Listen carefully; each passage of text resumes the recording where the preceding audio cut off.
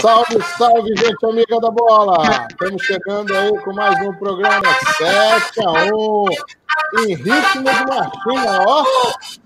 Eu não me engano, meu coração é Frei Paulistano. É meu tricolor, meu coração é tricolor. Estamos chegando aí, pessoal, para conversar hoje com Paulo Foiani, que já rodou por muito clube brasileiro, tem uma longa carreira como jogador, como treinador também, está aí fazendo os cursos da CBF, teve uma passagem curiosa e vai contar para a gente como foi do futebol vietnamita. Seja muito bem-vindo, Paulo, ao programa aqui, ao nosso canal. Prazer é todo meu, Renato, Vitor, Gustavo, Leonardo, Luiz Fernando. Obrigado aí pela oportunidade. Vamos bater um papinho aí, contar um pouquinho da minha pequena carreira, mas uma carreira vitoriosa, eu considero como vitoriosa. Boa, bacana. Léo, fique à vontade aí para passar, dar a primeira assistência aí para o Paulo. Opa, vamos lá, vamos que vamos. Primeiro, agradecer o Edu Silva por ter indicado, feito meio de campo aí para a gente conversar hoje com o Paulo. Agradecer os nossos seguidores que estão assistindo nesse momento o vídeo. Paulo, como é que a gente pode saber quais são as pretensões do Frei Paulistano aí para a Série D, como é que vai estar se preparando aí para a luta aí para subir para a Série C? Então, eu terminei o estadual esse ano pelo Sergipe, né? A gente foi vice-campeão. Houve um fato engraçado, a gente perdeu a competição por saldo de gols, por um gol de diferença contra o Confiança, né? Nossa. Foi um título assim que passou pertíssimo, né? Enfim. E como o Sergipe não tem calendário, a gente conquistou calendário somente para o ano que vem, o presidente do Frei Paulistano, por ser amigo do presidente do Sergipe, resolveu fazer uma parceria. Como eu já renovei meu contrato para o ano que vem para o Sergipe, houve esse interesse da direção do Frei Paulistano, teoricamente, que me emprestasse, né, para fazer a competição para o Frei Paulistano. Eu trouxe alguma base, cerca de 8 atletas que terminaram a competição pós-pandemia, né, porque eu iniciei com uma equipe no estadual e pós-pandemia, né, houve muitas mudanças porque o contrato de todos os atletas e comissão foi rompido, né? E enfim, eu dei uma reformulada no plantel e a gente acabou brigando pelo título, fizemos uma boa campanha. E aí eu trouxe uma base para cá justamente para dar uma continuidade de trabalho, né? O Frei Paulistano é um clube novo, que tem somente 4 anos, né, de uma cidade do interior de Sergipe, Frei Paulo, mas muito organizado. É uma equipe que tem um presidente muito correto, que cumpre aquilo que promete, principalmente na parte financeira, que a gente sabe que o futebol hoje está um pouco complicado, principalmente pós-pandemia, sem torcida, os estádios, os times menores sofrem muito com isso, né? Uhum. E está dando uma condição básica para a gente poder disputar a Série D, e tem a ambição da gente subir. A gente sabe que tem o Frei Paulistano e mais 63 clubes, né? Eu já disputei 4 Série Ds, é uma competição muito... Uma pedreira, né? Muito competitiva. O bom é que esse formato agora de ter jogos ida e volta, de ter ampliado um pouquinho mais o calendário e fazer regionalizado, foi melhor, porque te gera possibilidades de você classificar. Então, são 8 clubes cada chave, classificam 4 na primeira fase, então está tudo em aberto, e a gente já fez 4 partidas, né? Perdemos 2, ganhamos 1, empatamos outra. A equipe ainda está buscando o seu melhor momento, dificuldades na parte física, porque a gente só teve 8 dias de pré-temporada, então isso para você, quando você reformula uma equipe e você iniciar um trabalho praticamente do zero, isso aí leva um pouco de tempo. Mas eu acredito que a gente tem chance de classificar e brigar por coisas maiores aí no futuro. Maravilha. Boa, bacana. Obrigado. Vitor, vai lá. Primeiro, boa noite, Fernando. Obrigado pela participação aí. Eu que agradeço. A gente acompanha aqui, né, óbvio, a gente tem mais contato, mais informação com os clubes da Série A, né, os clubes grandes com alto poder financeiro, e assim, a gente acompanhou na época da pandemia, cada time dando, assim, se virando da sua forma para tentar ter o menos prejuízo possível na parte física, né, eu pelo menos, eu lembro que eu acompanhei algumas reportagens no Palmeiras de atleta treinando parte física na sacada de casa, o Luxemburgo fazendo videoconferência com jogadores todo dia. Eu queria saber, assim, para clubes menores, por exemplo, que estão disputando a Série D, como o Frei Paulistano, que não tem nem perto das condições financeiras que os clubes grandes têm, o que vocês fizeram nessa época de futebol parado para tentar ter a menor perda possível nessa parte física? Então, quando eu fechei o contrato com o Frei Paulistano, faltava-se 20 dias para poder iniciar a competição, né? Mas a gente iria se apresentar faltando 12 dias, né? E acabou acontecendo com 10 dias, né? A gente teve até dificuldade, pelo fato de ser Nordeste, alguns atletas eu trouxe da região Sul, até as passagens foram um pouco salgadas para poder comprar, enfim, e poder trazer atletas de um nível um pouco melhor. Mas, quando já houve a possibilidade de uma possível contratação do Frei Paulistano, eu já, com o meu banco de dados e com os atletas que eu já tinha em mente, porque você vai disputando as competições, isso nós vamos ter tempo para falar, né? Como eu rodei algumas regiões do Brasil, o seu banco de dados, ele amplia, além disso, de você estar buscando também nomes novos, né, no mercado. Hoje a internet, a era digital, ela te fornece muitos jogos que você, estando dentro de casa, ou até mesmo em viagem, no teu celular, você consegue assistir, acessar, buscar contatos imediatos de algum atleta que te chamou a atenção, né, e você vai montando a tua equipe, né, e isso foi feito. Eu já tinha essa expectativa de poder fechar contrato, então eu já fui montando a minha espinha dorsal, né? E dentro dessa montagem, eu e meu preparador físico, juntamente com o Edu Silva, meu auxiliar, a gente já foi montando as planilhas e fazendo da mesma forma, com treinamentos específicos montados pelo preparador físico, com trabalhos individuais, dentro das possibilidades que esses atletas nas suas casas, nas suas cidades pudessem fazer, para não chegarem zerados, né? O que ajudou a gente bastante foi de eu ter trazido 8 atletas que terminaram o estadual, junto comigo, e mais 6 atletas que terminaram também os estaduais, então eles ficaram praticamente 10 dias em casa. Então a única coisa que a gente está tendo um pouco mais de dificuldade é a questão do conjunto mesmo, né? Então a gente teve aí nesses 15 dias, a gente teve 8 dias de preparação e em 15 dias tivemos 4 jogos.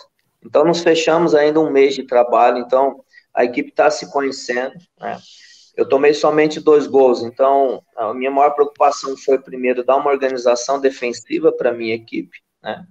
E agora a construção, ela demora um pouquinho mais, né? É uma coisa natural. Muitas vezes nos jogos aconteceram a intuição do próprio atleta dentro de campo. Enfim, a gente deu algumas opções, mas nesse tempo curto, muitas vezes, vale mais a qualidade do atleta dentro do campo, de improvisar, enfim. Agora nós estamos tendo uma semana de trabalho para jogar domingo contra o Itabaiana, e acredito que com certeza a nossa equipe vai evoluir um pouco mais.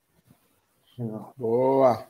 Gustavo, antes de eu passar a bola para você, eu vou pedir para os nossos amigos internautas que nos acompanham aqui para dar uma conferida nessa mensagem aí que o Grupo Garra faz um trabalho importantíssimo aí na prevenção e no resgate dos animais.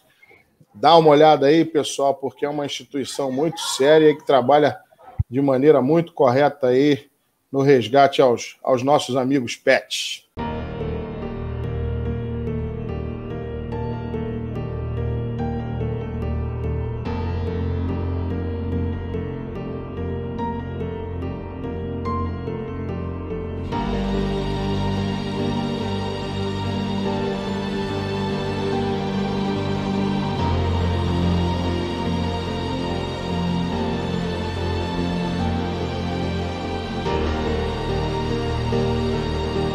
Voltando, vai lá, Gustavo, a bola é sua, hein? Opa, Paulo, queria saber um pouquinho mais sobre o futebol vietnamita, né? Você passou por lá como jogador de futebol. Como que era? Porque a gente não tem referência nenhuma do que é o futebol no Vietnã. Exato. Aliás, Exato. a única coisa que a gente sabe do Vietnã praticamente é guerra com os Estados Unidos, filmes, coisas do tipo. Exato. Então, para mim, foi a maior experiência da minha vida, na minha carreira. A falar que eu ganhei dinheiro foi mentira, não ganhei dinheiro lá. Quer dizer, pagaram o que a gente acordou, enfim. Mas para atleta, quando se sai para fora do país, a expectativa é de gerar uma parte financeira interessante, enfim, mas esse não foi o caso, então por isso que eu falo, foi a maior experiência da minha vida. Eu estava jogando a Bezinha em São Paulo, que eu rodei as 4 divisões, Série A, Série B, Série D, Série C, e também rodei alguns campeonatos no Campeonato Paulista, né? E estava na Itapirense, aí um empresário me viu jogando pela Itapirense na Rede Vida, quando transmitia antigamente os jogos da Bezinha, e me levou para lá, né? Só que foi sofrido o início, porque houve troca de informações equivocadas. Ele mandou meu DVD para lá, houve interesse, e eu não sabia que tinha que se fazer teste, né? Eu já estava com 31 anos, e já tinha jogado em alguns clubes que não haveria necessidade, e cheguei lá, ele falou, não, ele só quer ver se você chuta da forma que está mostrando no vídeo, se você tem essa velocidade, só vai fazer um jogo treino contigo. Falei, fechou. Fiquei 30 dias, 35 dias na realidade, fazendo treino, fazendo coletivos, e chegava argentino, chegava brasileiro, e chegava milhões de africanos. Então, eles iam fazendo uma peneira, enfim, mas como eu cheguei bem, eu consegui me sustentar, permanecer na equipe, e consegui fazer o contrato e ficar 1 ano lá, sabe? Eu só sabia falar The Books on the Table. Então, e aí foi uma situação muito interessante que eu tive que me desenvolver no inglês, né? Tive que me desenvolver, conhecer a cultura, como que funcionava a cultura vietnamita, e me adaptar a isso, né? O que foi bom, no meu clube tinha um argentino, então desenrolei um pouco o castelhano, e tinha um francês e um inglês, né? E mais um brasileiro. Então, a gente começou a desenvolver, pelo menos para se comunicar. A alimentação foi no início, assim, foi muito difícil, porque eles comem muita sopa, muita verdura, muito legumes, né? E a gente é acostumado a comer uma carne, enfim. E a gente teve essa dificuldade. Mas, com o decorrer do tempo... Passou por algum perrengue lá no Vietnã? Não, porque depois que você conhece... Porque lá tem supermercados, igual tem aqui no Brasil, só faltava a gente conhecer, né? Conhecer o local, conhecer a cidade, porque a cidade que eu morei tinha 4,5 milhões de habitantes, Hanoi City, era gigantesca a cidade, né? E tinha 7 milhões de motos, para vocês entenderem. Nossa. É muito, então e aí você ficava meio assustado, né? Então, foi 2 a 3 meses para você se adaptar, né? O fuso horário também, isso aí complicou bastante, mas após isso, quando a gente começou a aprender a se comunicar com os atletas, com a comissão técnica, as coisas começaram a acontecer, e falo para vocês, se hoje eu recebesse uma proposta, né, de retornar ao Vietnã como treinador, eu retornaria com o maior prazer, porque eu gostei muito de lá, sabe? Gostei muito. É organizado o futebol de lá? É organizado. Tem alguns clubes, só existem 2 divisões, né? A primeira divisão e a segunda divisão.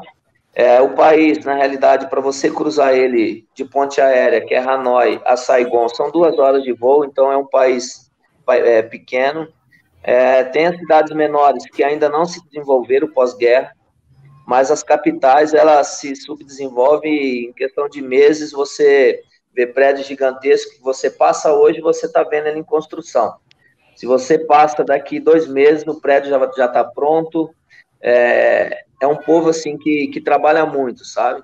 Mas esse desenvolvimento ficou mais nas maiores cidades, né? Nas cidades pequenas você consegue ainda ver vestígios das guerras, muitas pessoas com pernas amputadas, com braços amputados, enfim.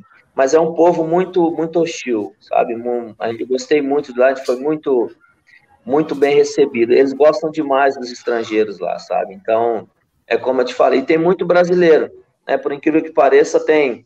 Na seleção, na minha época, tinha 4 brasileiros naturalizados, e eles adoram muito o futebol brasileiro lá.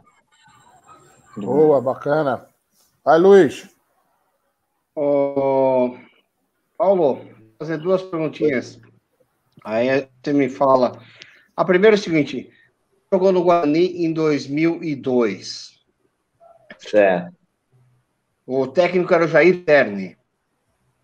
Não, Zé Mário. Zé Mário? Puta. Zé Mário. As minhas colas da internet estão tudo erradas. Vai estudar. Fica colando na internet. Mas eu pego as informações erradas. Mas eu queria falar o seguinte: o ponto era o seguinte: jogadores com que você trabalhou nas séries menores e que alcançaram times da série A. Você pode citar aconteceu ou não aconteceu? E por que você acha que não aconteceu? Se não aconteceu? Cortou, Luiz, o áudio. Eu não consegui escutar a tua pergunta. Deu uma falhada. Vamos lá. Você trabalhou com jogadores nas ligas menores, né? Série B, Série C, Série D. Como atleta ou como treinador? Como treinador. Uhum. E quais alguns jogadores que você trabalhou, que você treinou, conseguiram chegar à Série A do Brasil? E se não chegaram, como que você fala assim, pô, esse deveria ter chegado, porque jogava muita bola? Não, consegui, ó. Em 2016, eu disputei o campeonato da Série C pelo Asa de Arapiraca. Uhum. A gente perdeu acesso para o Guarani em 2016, né, dentro do Brinco de Ouro. E dessa equipe, o João Paulo, que se encontra hoje na Ponte Preta, é um atleta que eu via muito futuro nele, ele era o meu camisa 10, mas por ser franzino, às vezes teria uma desconfiança, sabe? Mas aí eu estava numa reunião com o diretor no Avaí, que era amigo meu na época que ele se encontrava lá, que hoje passei 3 anos no Avaí, né? E ele fez essa pergunta: tem algum jogador que você indicaria? Eu falei, na minha opinião, eu levaria o João Paulo. O João Paulo é um camisa 10, é um garoto que sabe jogar de costa, que tem uma boa intensidade, que tem volume de jogo, e passou, se eu não me engano, 6 meses, ele acabou levando para o Avaí, chegou a jogar a Série A, hoje está na Ponte Preta. E tinha o Ryan, zagueiro também, que é um jogador de muita qualidade, ano passado estava no Red Bull, se eu não me engano, eu não sei aonde ele está hoje, mas é um zagueiro também de muita qualidade. Os 2 laterais também passaram pelo Paraná Clube, o Igor e o Júnior, se eu não me engano, estão os 2 hoje no CRB. Então, o Rui, meia, se eu não me engano, está no Santa Cruz hoje, mas passou pelo Curitiba, depois América Mineiro, um meia canhoto. Então, tive alguns atletas assim que eu conseguia visualizar, e se tivesse a oportunidade, com certeza conseguiriam disputar uma Série A. É óbvio que a manutenção, a permanência numa Série A, como é um nível mais elevado, quando o atleta está jogando sempre num nível inferior, né, e se depara com um nível mais elevado, ele precisa ser muito competitivo e mudar até a sua forma de viver, né, se cuidar mais, se alimentar melhor, dormir melhor, porque o nível de competitividade nos níveis maiores é muito maior do que numa Série B, teoricamente, numa Série C, né? Então, o que eu lembro de memória, esses atletas aí foram atletas que jogaram comigo e que eu via potencial e conseguiram chegar em clubes maiores, sabe? Legal. Legal. Paulo, vou fazer uma pergunta mais voltada para a tua posição. Hoje até conversamos aqui antes da gente começar a gravar, que é a função de treinador no Brasil. Talvez dizem que o Brasil seja o país mais hostil para a profissão de treinador, porque a cada segunda-feira ou quinta-feira um está sendo desligado, enfim. E existe uma ciranda de técnicos aí. Hoje a gente vê que a CBF está investindo na formação, tem licença B, licença A, enfim, muita gente fazendo curso. Eu queria saber de você o seguinte: clubes da Série A e da Série B, todo começo de semana ou meio de semana tem uma especulação se alguém vai ser demitido porque não consegue o resultado esperado, não sei o quê. Aí eu te pergunto, por que a gente sempre vê na dança das cadeiras os mesmos nomes e não vê treinadores que de repente estão com vocês fazendo esses cursos da CBF e integrando comissões técnicas de times grandes e sendo revelados para outros clubes?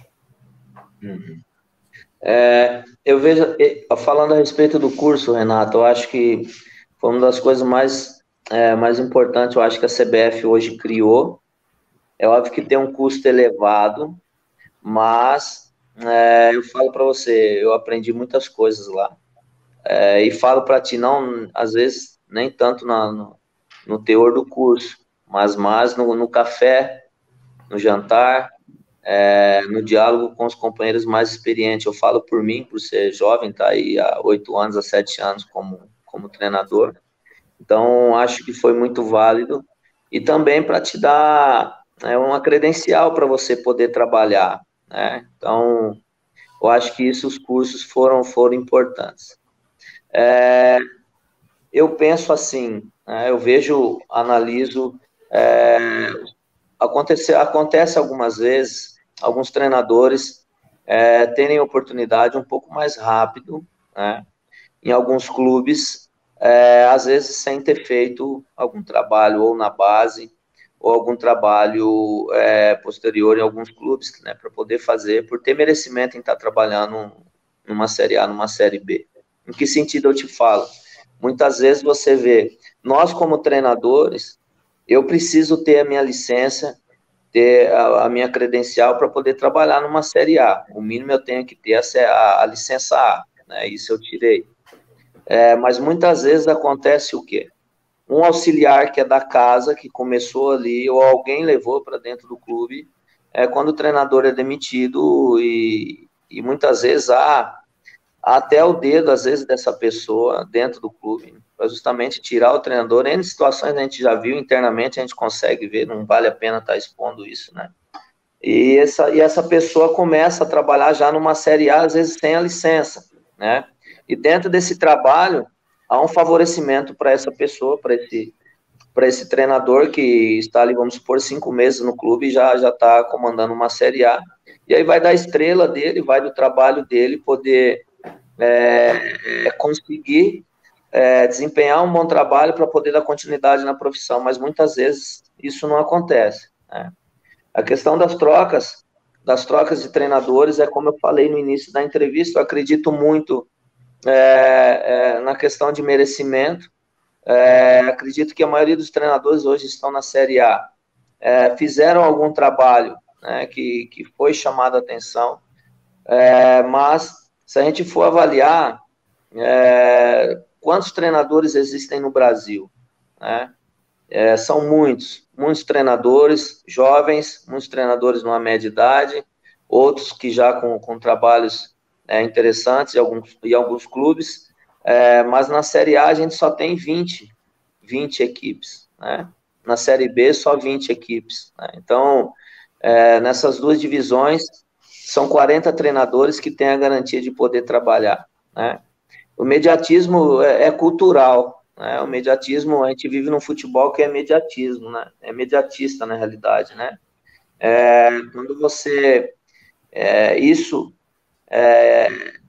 é um debate que nós temos, nós treinadores, que nós somos cobrados para poder fazer curso, se habilitar, tá buscando conhecimentos táticos, fala-se muito de buscar conhecimento fora do país, enfim. E os treinadores hoje, eles fazem isso. Só que muitas vezes nós treinadores ficamos nas mãos de executivos que não têm esse total conhecimento, né? São pessoas que entraram no clube por intermédio de alguém, não generalizando, é óbvio, mas tem executivos que não têm esse conhecimento, que não têm essa bagagem, que não têm esse entendimento, né, de como liderar, de como comandar um grupo. E quando se contrata um treinador, o diretor, o presidente, fazer uma pergunta para eles: por que vocês estão me contratando? Né? Porque todo treinador, ele precisa de um tempo para colocar a sua metodologia de trabalho em prática. Nós não somos mágicos, né? Nós não somos mágicos. Muitas vezes uma troca de treinador, ela gera resultado, né? Mas nem sempre é assim, né?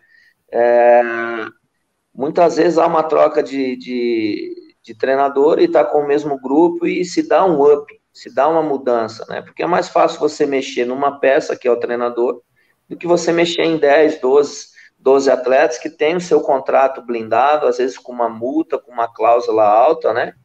E isso acaba gerando dificuldade. Mas ainda isso no Brasil é cultural, né? A gente vê ideias fora do país que teve longevidade, que teve conquistas, né? E teve derrotas, e teve tropeços, mas os presidentes, os diretores que contrataram esses treinadores, eles têm um entendimento, eles vivem o dia a dia e eles conseguem enxergar que o trabalho do treinador é bom, e com um certo tempo de trabalho, os resultados vão vir. Eu sempre gosto de comentar a respeito do Operário de Ponta Grossa, que hoje está numa Série B, onde eu encerrei minha carreira e iniciei como treinador também, e o próprio Londrina. Hoje o Operário é o clube no Brasil que tem um treinador que está há mais tempo no seu cargo, já está há 5 anos no clube, né? E quando o Gersinho assumiu o clube se encontrava na segunda divisão, conseguiu subir para a primeira do Paranaense, subiu para a Série C, subiu para a Série B, e há 2 anos vem fazendo competições espetaculares na Série B, por ser um caçula da Série B, né? E essa continuidade mostra que vale a pena, mas nem todos os clubes. O Londrina é outro exemplo, né? O Londrina manteve o Cláudio Tencati por 4 anos, e foi a mesma situação, chegou até numa Série B, e por 2 anos bateu na trave brigando para subir na Série A. Mas aí quantos clubes existem no Brasil? São praticamente mais de 300. Então eu estou citando 2 clubes que acreditaram no trabalho do treinador, e tem no Operário, o Gersinho, ele tinha caído para a segunda divisão do Paranaense, e o presidente veio e comprou a briga. Eu confio no trabalho do treinador, eu vou bancar o treinador, e as coisas vão acontecer, porque o trabalho dele é bom. Eu acompanho o dia a dia dele, ele sabe trabalhar, ele tem conhecimento. Ele caiu no Paranaense, e no mesmo ano ele subiu para a Série C. Então, muitas vezes os dirigentes, os presidentes, eles não têm convicção e não têm o conhecimento de qual real, de quão bom é o trabalho desse profissional. E aí as redes sociais, né, a imprensa, o WhatsApp, tem presidentes, tem diretores que compartilham o WhatsApp em grupo de torcedores, e torcedores é emoção, o torcedor não é razão, né? O torcedor, ele quer saber do resultado. Então, enfim. Tem aquele diretor que vaza o áudio para poder fritar o treinador também, não é isso? Exato. Então, há algumas situações, né, que a cada dia, assim, a gente tem um grupo da FBTF, que é o grupo de treinadores, que a gente está buscando mais condição de trabalho, né, mais respeito, alguma situação que pudesse blindar um pouco mais o treinador, né, que essas trocas pudessem acontecer menos vezes, justamente para a gente poder ter uma segurança e uma continuidade de trabalho, porque o treinador, ele precisa de uma continuidade, de um tempo para poder desenvolver o seu trabalho, principalmente se ele não conhece o grupo, se ele não conhece os atletas que ele tem em mãos, e isso é no jogo a jogo, né, que vai acontecer, né? Boa. Vitor, tem uma pergunta também que pega o rastro nisso aí, né? Isso, Paulo, eu queria, continuando ainda nesse tema dos treinadores no Brasil, ano passado, assim, teve meio que uma revolução, né, que foi quando o Flamengo trouxe um técnico de Portugal, Jorge Jesus, né, que, assim, é uma escola de técnicos que era pouco conhecida no Brasil até então. Ele fez todo o sucesso que ele fez ano passado no Flamengo, e assim, gerou muitos elogios por parte da crítica, da mídia, né? Crítica por parte de outros treinadores, não sei se, enfim, por questões de ciúme, de ego, enfim, e houve essa polêmica, né? Se realmente os técnicos brasileiros estavam atrasados e parados no tempo. Hoje a gente vê muita torcida falando, não, para contratar no Brasil não tem mais ninguém, tem que buscar fora.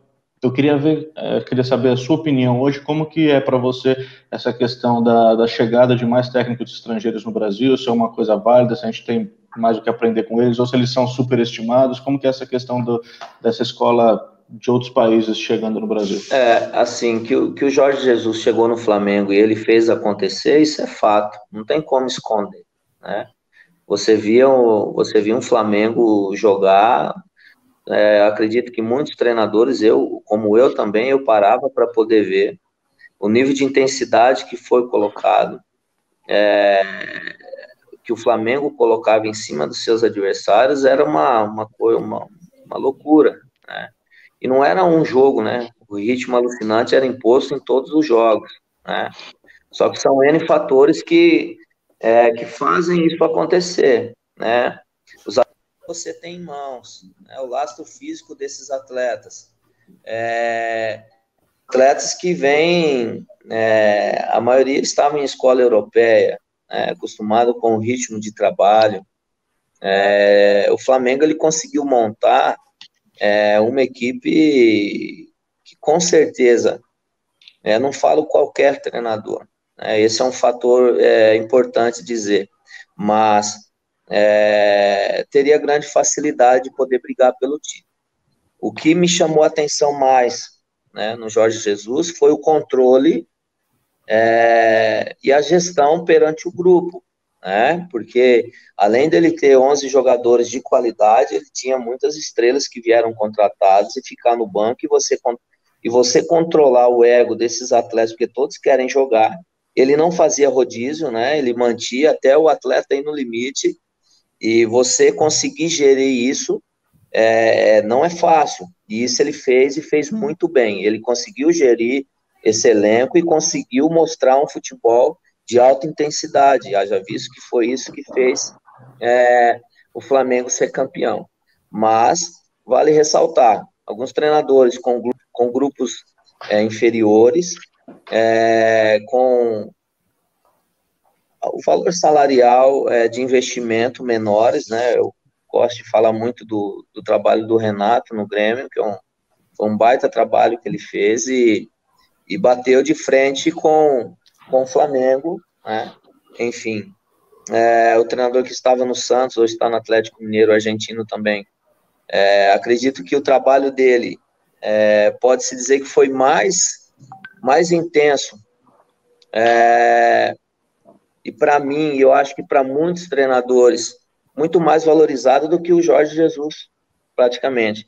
Porque o que o Santos fez com a base que ele tinha, com os atletas que ele tinha, ele conseguiu fazer, basicamente, quase chegar próximo do que o Flamengo fez, com baixo investimento. Então, isso chama a atenção de dirigentes, chama a atenção de presidentes, porque os treinadores de fora vieram e conseguiram fazer acontecer. Só que para eles fazerem acontecer, você pode, com certeza, ver o investimento que esses clubes fizeram, olhar a multa que esses treinadores no contrato vêm, porque eles vêm de fora, eles vêm blindados também. Então, há tudo um staff por trás. O Jorge Jesus trouxe quem ele quis, na comissão técnica dele, enfim. Então, ele teve todo o aporte. Muitas vezes o treinador brasileiro, ele tem que se virar com o que tem. Às vezes só pode levar um auxiliar, um preparador físico e nada mais, enfim. Eu não posso falar a respeito de Série A, porque eu nunca trabalhei, né? A gente só tem ideias e troca ideias com alguns treinadores que estão lá, que passaram por lá, enfim. Mas a realidade é essa. Os treinadores, e foi caso de Jorge Jesus e Sampaoli agora no Atlético Mineiro, o investimento que está sendo feito para ele poder trazer os atletas, contratar as peças que ele quer, está sendo muito alto, então ele está tendo esse aporte. Um treinador bom, ele precisa ter uma equipe boa, isso é fato.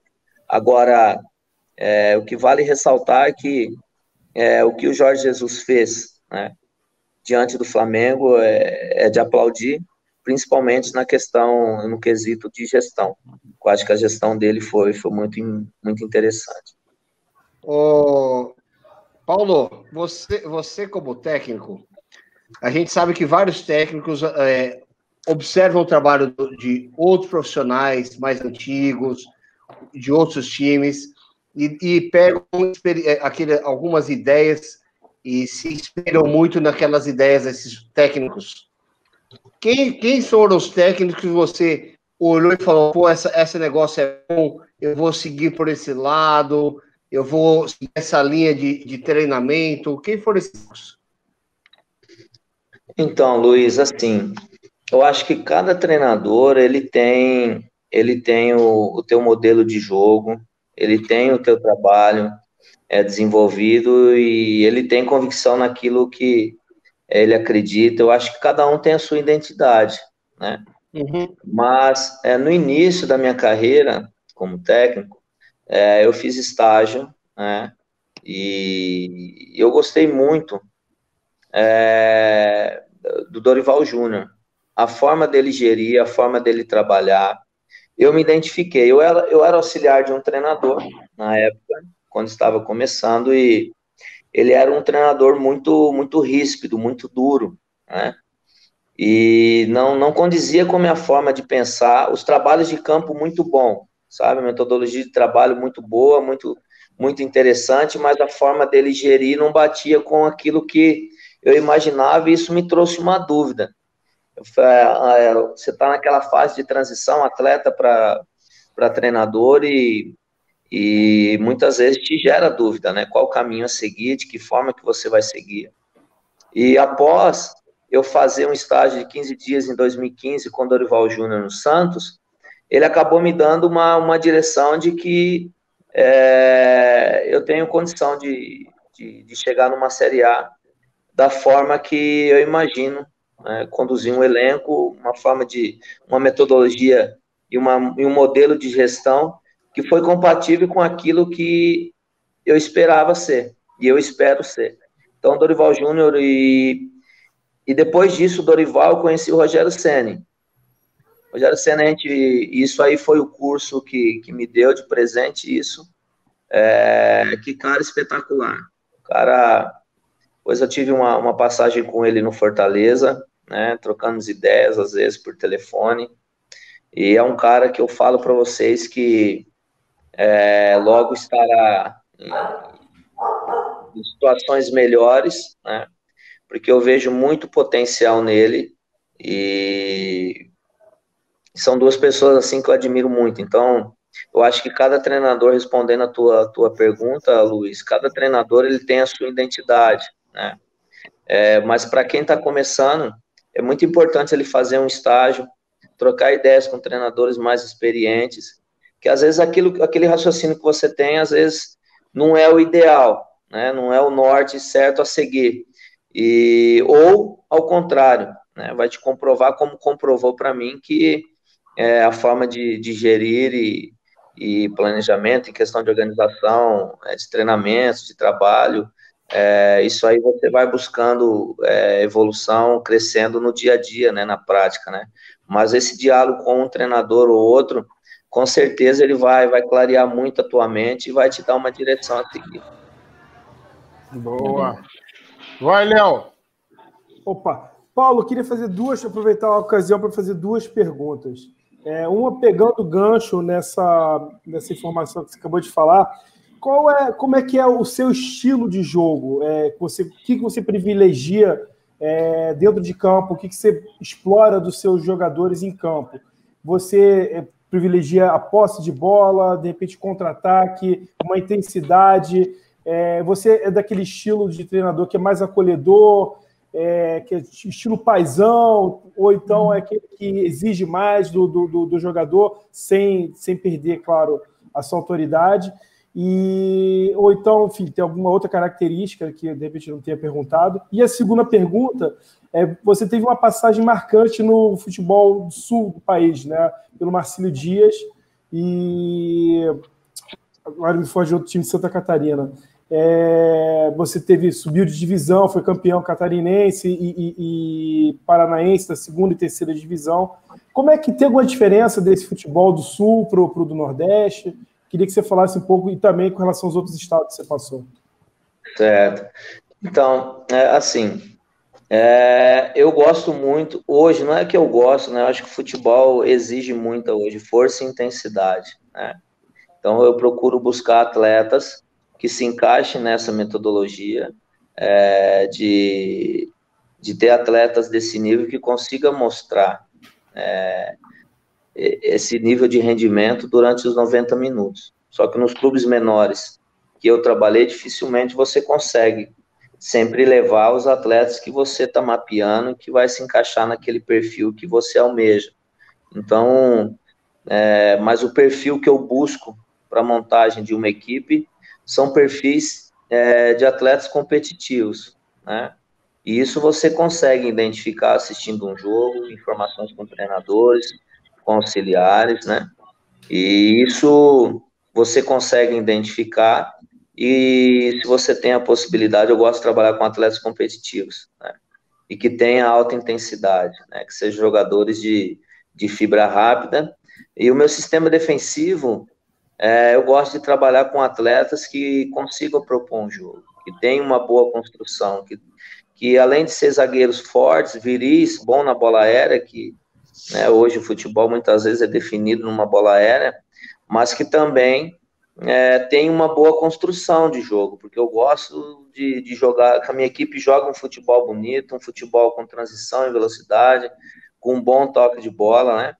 E, enfim, são quesitos que eu busco em montar equipes. Agora, muitas vezes aconteceu de chegar numa equipe, de às vezes eu ter a minha metodologia e não ter atletas que se encaixem naquilo que eu acredito. Então, eu que tenho que me adaptar aos atletas que eu tenho em mão, justamente para poder tirar o melhor deles. Eu tenho a minha forma de jogar, mas eu não vou ter um plantel que vai se encaixar naquilo que eu acredito. Então, eu tenho que identificar o ponto forte de cada atleta, e dentro dessa identificação eu poder montar a equipe de acordo que eu vou poder fazer a minha equipe render mais, né? A respeito de você falar, a respeito de Sul e Nordeste, se a gente for avaliar o meu planejamento de carreira, acredito que vocês devam ter escutado já muito isso, né? Porque vocês vivem no meio. Muitas vezes, ou quantas vezes vocês já não ouviram: esse treinador não dá certo aqui porque ele não conhece o mercado daqui. Esse treinador não vai dar certo porque nunca trabalhou aqui, né? Então, eu trabalhei, o meu plano de carreira, nesses 8 a 10 anos, de 7 a 10 anos, justamente eu queria e quero rodar o Brasil.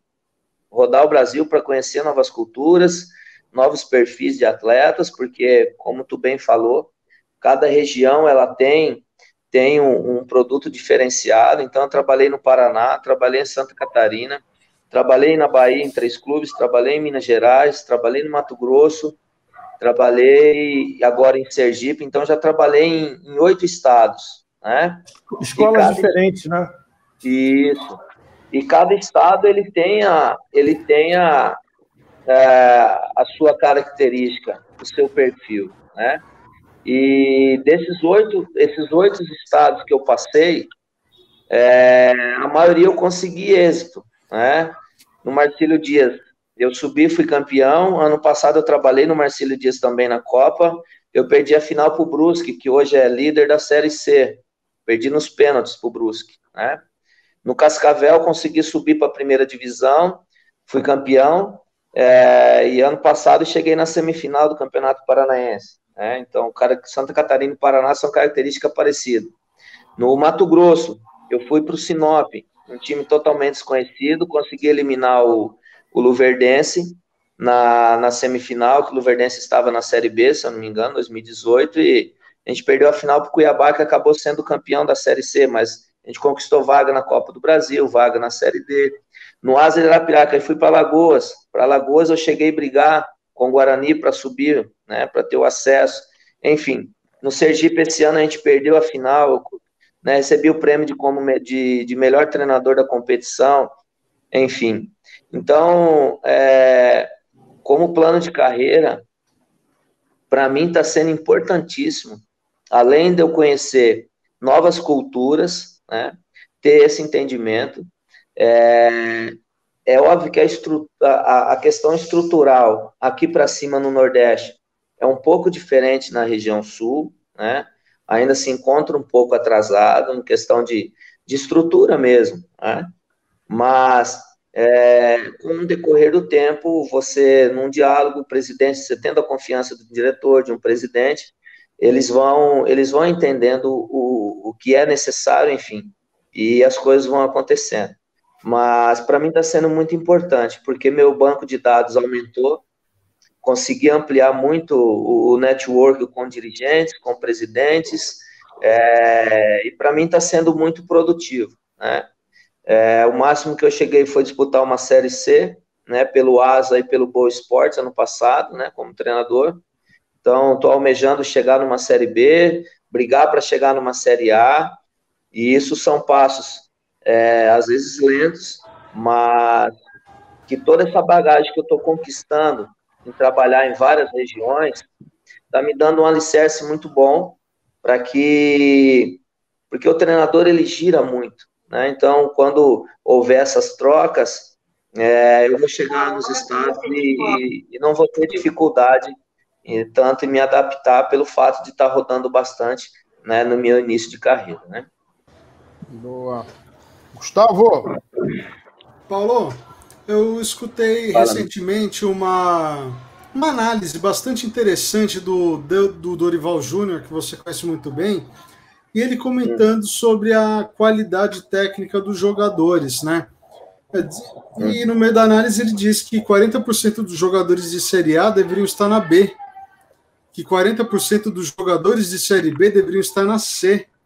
Ou seja, houve uma regressão técnica muito clara na visão dele, e acho que de muita gente, da qualidade técnica dos jogadores brasileiros. Como você vê isso, e como você vê isso, sobretudo estando num time de Série D? Hoje você tem jogadores que deveriam estar numa Série E, F, até o final do alfabeto, ou você tem jogadores que poderiam estar em séries, enfim, em séries acima, né? C, D, B e por aí vai. É fato, né, Gustavo, que o rendimento, o alto rendimento dos atletas caíram muito, né? Caíram muito. As joias raras que o Brasil revela, eles não permanecem no Brasil, né? Vão para fora, né? E isso é uma situação que é muito necessária para os clubes, porque eles dependem da venda de atletas para poder se manter, né? Mas eu tiro comigo, da minha infância. Na minha infância eu acordava às 7 horas da manhã, muitas vezes eu chegava em casa às 7 horas da noite, vinha, almoçava, ia para a rua jogar bola, ia para a rua brincar, ia para a rua fazer N coisas, sempre envolvida na questão de futebol, bater minhas peladas, brincar, enfim. Hoje, você vê o comportamento das crianças e adolescentes é muito na rede social, deitado no sofá, num videogame,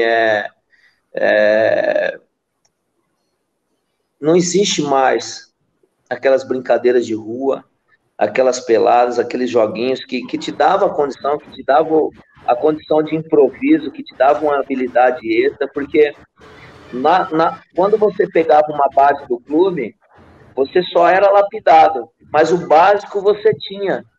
Hoje, o básico, esses atletas, quando eles chegam nas escolas, sub-15, sub-17, nem o básico eles têm. Então deixa eu entrar numa outra questão, porque é verdade, não tem mais futebol de rua, quem jogou, quem não jogou, não joga mais, a várzea reduziu bastante, você tem uma série de fatores, não só esses, que estão levando jogadores para, enfim, jovens para outros caminhos que não futebol. Mas, independente disso, o cara que chega para jogar futebol de verdade, que vai se profissionalizar, o que cabe a ele fazer para se desenvolver? O que cabe ao técnico para desenvolver o jogador, independente dele chegar nas suas mãos capacitado, sabendo chutar com as duas pernas, por exemplo? E o que cabe realmente ao clube, em termos de formação do atleta, só que para o cara profissional, para o cara que já chegou lá, e você precisa fazer com que esse cara dê rendimento para o teu time subir de divisão, para ser campeão. O trabalho do profissional é importante, Gustavo. Você ter um profissional gabaritado para poder dar essa condição de poder tirar o máximo desse atleta. Agora, se esse atleta não tem aquela qualidade que você espera, você vai conseguir fazer ele evoluir até um certo limite, né? Muitas vezes, eu falo da minha época, as informações que nós tínhamos eram muito básicas, e muitas coisas nós mesmos se reinventava dentro de campo, né? Não existia tanta informação e os trabalhos diferenciados. Hoje, eu vejo que, principalmente na base, a gente está robotizando esses atletas, né? Não se deixa o atleta um pouco à vontade para ele poder desenvolver. Muitas vezes é traçado um trabalho, uma meta, e o atleta fica limitado a fazer aquilo ali. Só que, às vezes, na mente do atleta, tem outras situações que ele pode desenvolver, mas ele acaba se autobloqueando pelo comando que é direcionado pelo profissional. Eu escutei uma vez um treinador da base falando com um atleta, isso foi até num curso que eu fiz, esse atleta foi, esse treinador, na realidade, ele fazia o trabalho e não estava conseguindo vencer, a equipe dele não conseguia vencer, e ele teve que fazer um curso na Europa, e um treinador foi e começou deu continuidade ao trabalho e começou a vencer, não perdeu mais. E ele tinha afinidade com o atleta, isso na base. E ele foi, sentou, conversou com o atleta. Poxa vida, o que aconteceu? Eu dava o melhor treino para vocês, dava o melhor trabalho para vocês, e comigo vocês não ganhavam. E só foi eu sair, vocês começaram a vencer.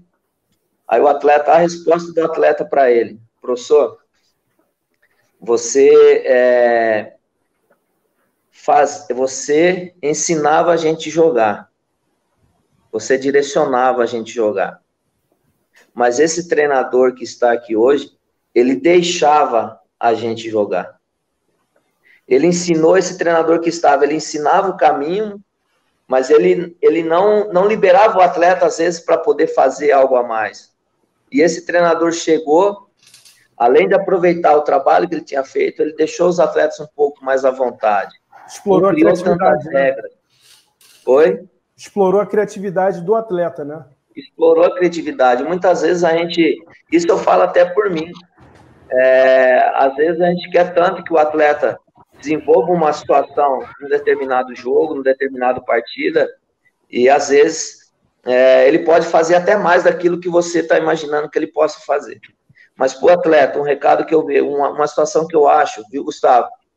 Para o atleta também se desenvolver, o atleta tem que querer. Eu já peguei clubes, já peguei grupos, já peguei atletas que às vezes eu, como treinador, queria mais que ele. E isso jamais pode acontecer. Se um atleta quer almejar chegar num clube grande, ele tem que querer tanto quanto eu, quanto treinador. Hoje, se você se aplicar, porque o aporte que é feito, que é dado para os atletas hoje, principalmente em clubes de Série A, em questão de orientação, nutrição, tudo que se imaginar, é muito melhor do que na nossa época, mas muito melhor. Só que na nossa época, a gente queria demais. A profissão nossa era a única coisa que a gente queria, é ser profissional, jogar numa Série A, de uma Série A ir para a Europa, e muitas vezes, hoje você vê muitos atletas que você tem que estimular ele a querer, e não são todos que querem. Os que querem faz a diferença hoje no futebol. Boa. Paulo, estamos chegando ao final aqui do nosso programa. Só que aí, no meio desse bate-papo, eu queria fazer uma última pergunta. Eu ia deixar o Gustavo fazer a última pergunta e a ceia dele, mas já que você está falando essa questão do desenvolvimento de atleta, enfim, a gente já falou também de uma série de trabalhos, e a questão da troca, ciranda, troca de treinador também. Uma pergunta que eu vejo é o seguinte, até vendo aqui o teu currículo, o calendário do futebol brasileiro, ele é um fator que complica o desenvolvimento de um bom futebol aqui no Brasil e um bom desenvolvimento de grupo? Com certeza. O desenvolvimento do grupo, em que sentido você fala? Na gestão ou na evolução tática? Na evolução tática mesmo, porque o tempo é curto, você não tem tempo para treinar, enfim. Com certeza. Renato, a evolução, você tem a sua metodologia de trabalho, certo? Como que você vai implantar a sua metodologia de trabalho, como que você vai fazer o seu elenco evoluir, o seu elenco crescer, se você não tem tempo para treinar, né? As viagens quarta e domingo nós tivemos uma viagem aqui na Série D, Renato, de Itabaiana, onde a gente está residindo, até Mossoró, que foi 17 horas de ônibus. Nossa. Então, nós tivemos que viajar 2 dias antes do jogo. Então, um dia nós passamos viajando, das 7 da manhã às 11 da noite. No outro dia, não tem como você treinar em alta intensidade, porque você vai ter jogo no outro dia. E aí tivemos que retornar essas 17 horas para jogar numa quarta-feira. Então, o cansaço dos atletas bateram numa terça-feira, véspera de jogo, e aí a sua equipe errou. A sua equipe ela precisa treinar, precisa ser organizada. Mas como que você vai treinar numa terça-feira, véspera de jogo, sendo que na quarta-feira você tem um jogo às 16 horas? Aí jogamos às 16 horas e teve jogo no sábado, em Coruripe, que a gente teve que viajar. Então, o treinador ele precisa desse tempo, né? Ele precisa ter esse tempo para poder desenvolver. Eu estou desenvolvendo a minha equipe dentro da competição. Algumas peças estavam pós-pandemia sem jogar, tem atletas 5 meses sem jogar, então essa condição estou dando dentro da competição. Então, sem tempo para o treinador trabalhar, não é buscando desculpa, Renato, é um fato real. O atleta hoje ele precisa ter essa recuperação, porque o nível de intensidade dos jogos aumentou muito, né? E com essas viagens, o nível de recuperação é um pouco mais baixo. E se fosse domingo a domingo, eu garanto, eu cheguei no Sergipe. Isso é um exemplo real que eu vivenciei esse ano. O Campeonato Sergipano é de domingo a domingo. Eu cheguei faltando 10 dias para começar a competição. Ela está acontecendo a mesma situação aqui. Só que aqui os jogos é quarta e domingo. Lá no Campeonato Sergipano era domingo a domingo. Eu tinha semana cheia para poder trabalhar. O trabalho foi desenvolvendo que a gente até conseguiu chegar numa final de competição. Então, sem tempo, é difícil você dar a tua cara para a tua equipe evoluir, para a tua equipe crescer. É muito importante ter esse tempo, mas o calendário não nos dá essa brecha, né? Aí você tem que se adaptar. Maravilha. Paulo, queria agradecer aí a sua participação aqui no canal. Porra, bom bate-papo aí, já passamos de 1 hora aí. Opa, já soltou o hino? Olha lá. E depois eu queria convidar o Paulo para vir contar mais como é que está a campanha do paulistano aí na Série D. Com o maior prazer, Renato. Eu agradeço, viu? Obrigado aí pela oportunidade. Gustavo, Leonardo, Luiz Fernando, Viva. Valeu, Paulo. Obrigado. Falar com vocês aí, sucesso aí para vocês e estou sempre à disposição. Maravilha, Paulo. Obrigado aí, tá bom?